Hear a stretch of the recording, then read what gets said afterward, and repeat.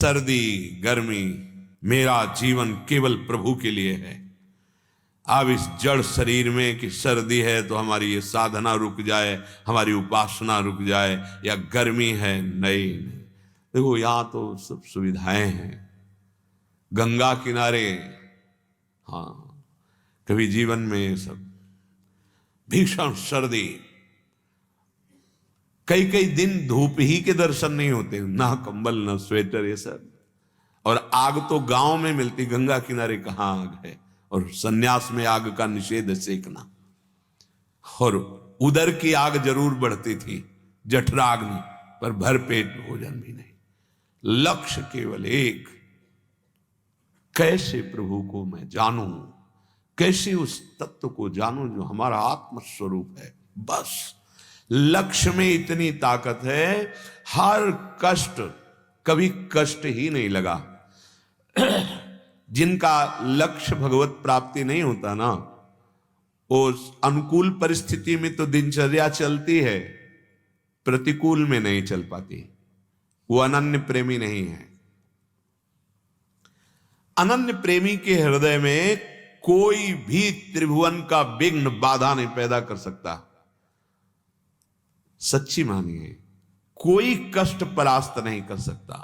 शीत उष्ण, सर्दी गर्मी, सुख दुख, चाहे अनुकूल परिस्थिति हो चाहे प्रतिकूल परिस्थिति हो, शरीर स्वस्थ हो या अस्वस्थ हो, पीड़ा सहित हो या पीड़ा रहित हो, बिल्कुल बिल्कुल ये जन्म हमें अब धोखे में नहीं डालना है। विश्राम आराम नहीं अब हमारे जीवन में। राम काज की नहीं बिनु मोई कहां विश्राम।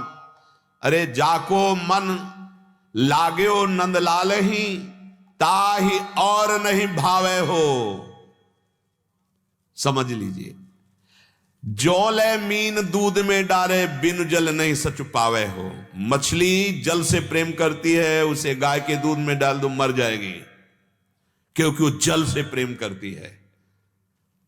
जल से तो श्रेष्ठ ही है दुग्ध, पर नहीं, उसका जीवन केवल जल है। जाको मन लाग्यो नंदलाल ताहे और नहीं भावे हो। गर्मी है कि सर्दी, सुख है कि दुख, लाभ मिला या हानि, मान मिला या अपमान, इसकी कोई परवाह नहीं। ये जन्म प्रभु के लिए। ये हम प्रेमी की बात कह रहे हैं, फिसड्डी की बात नहीं कर रहे, कायर की बात नहीं कर रहे। ये सूरवीरों का मार्ग है।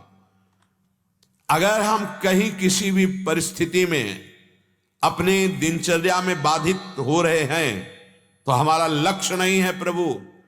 हमारी दिनचर्या तभी बाधित हो सकती है, नहीं, पूरे जीवन का संतों का देखा गया है, टाइम समय उनका एकदम फिक्स है। 1 मिनट के लिए भी अंतराय नहीं होना चाहिए, तब विजय प्राप्त होती है।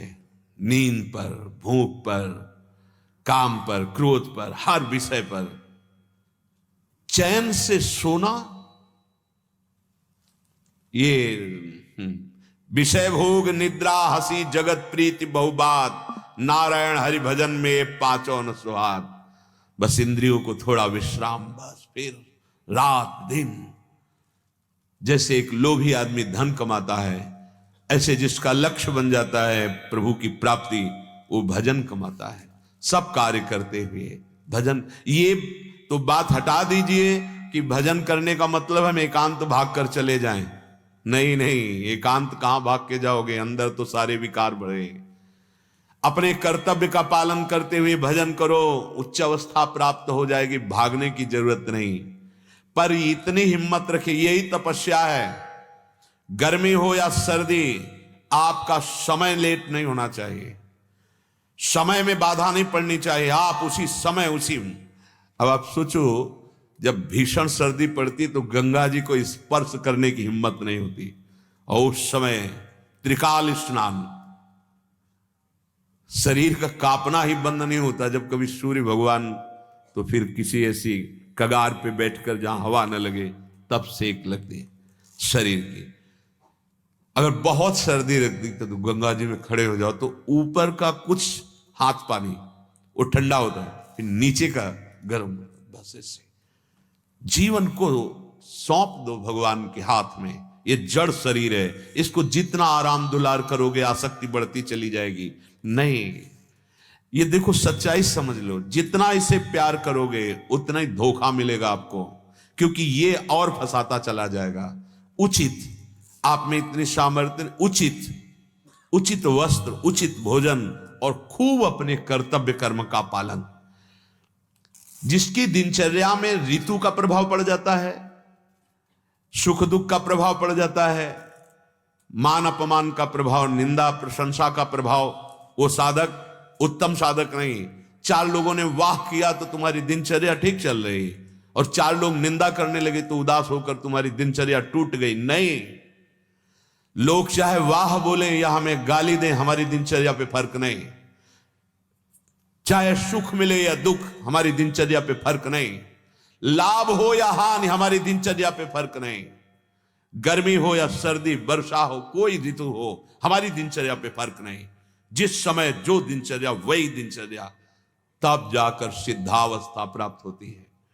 शीत उष्ण सुख दुख नहीं माने, हानि लाभ कछ सोच न राचे। तो क्या होगा? बोले जाई समाई सूरवा निधि में, बहुरी न उलटी जगत में नाचे। जो मन कबहू को हरि को जाचे, वो समा जाएगा आराध्य देव में। कैसे? वो आराध्य देव में कैसे समाता है? मन प्रिया प्रीतम, बुद्धि प्रिया प्रीतम, चित्त प्रिया प्रीतम, अहम प्रिया प्रीतम समा गए। पी मूर्ति नैनन बसे, तेहि रस रहे समाये। प्रिया प्रीतम के दर्शन ही नहीं, नेत्र की पुतरी में समा गए प्रिया प्रीतम।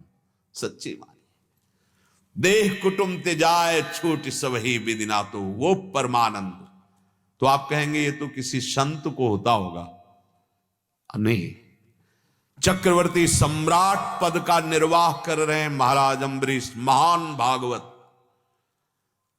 कहते वो तो अम्बरीश जी थे। नहीं तो जो भक्ति अम्बरीश जी को इतनी ऊंचाई पे पहुंचा दी, तो आप भी भगवान के अंश हैं, अम्बरीश जी भी भगवान के अंश। आप में भी भगवान ने वही नाम जपने की सामर्थ्य दी, वही भक्ति करने की। अगर आप नाम जप करें, वैसे ही भक्ति करें, तो जो अम्बरीश जी में वही आप में। सच्ची मानिए, भगवान का अंश समान होता है, उसमें कुछ बड़ा छोटा नहीं होता। वो समोहम सर्वभूतेषु, भगवान समान रूप से व्याप्त। हां, आप संसार का चिंतन कर रहे हो, भगवान का चिंतन कर रहे हैं। आप संसार में सुख खोज रहे हैं, वो सुख सिंधु में गोते लगा रहे हैं, इसलिए उन्हें महात्मा कहा गया। वो महान है। विरक्त भाव और गृहस्थ भाव एक चलने की प्रक्रिया है।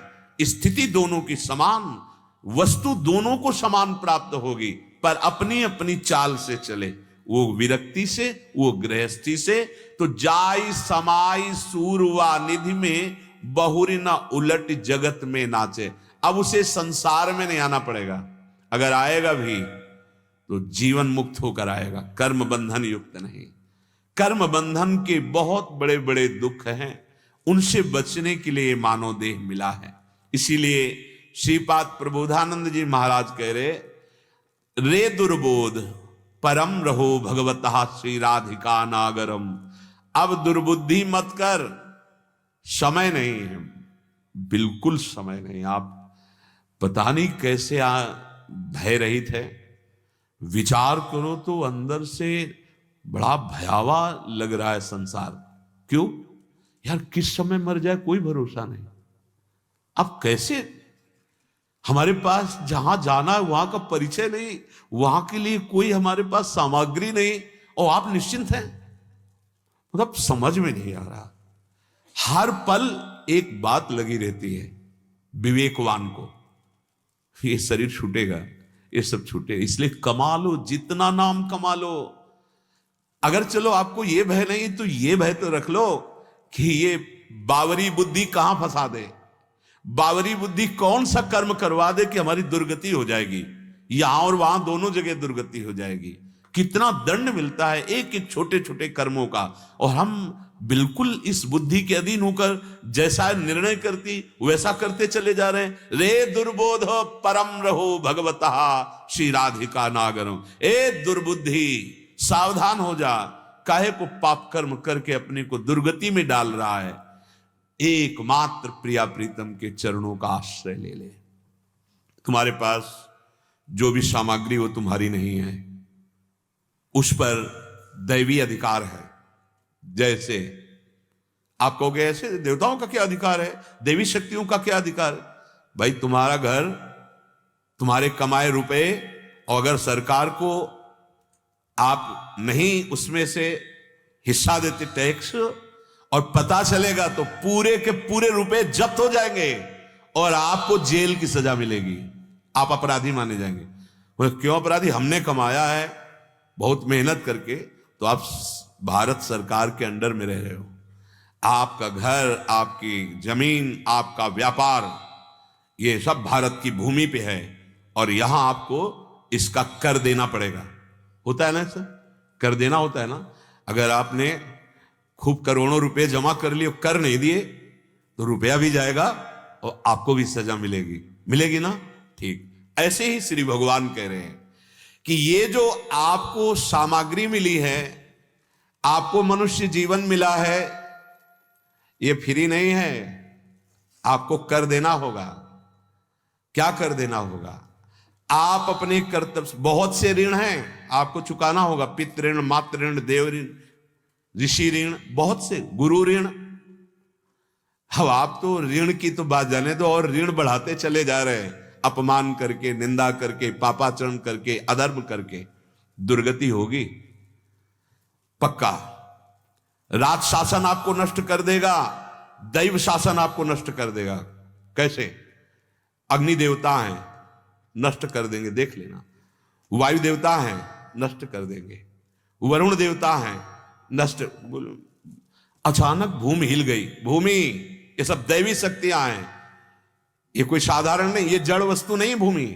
जब इस पर अत्याचार होता है तो गाय का रूप धारण करके भगवान को पुकारती है, भगवान का अवतार होता है।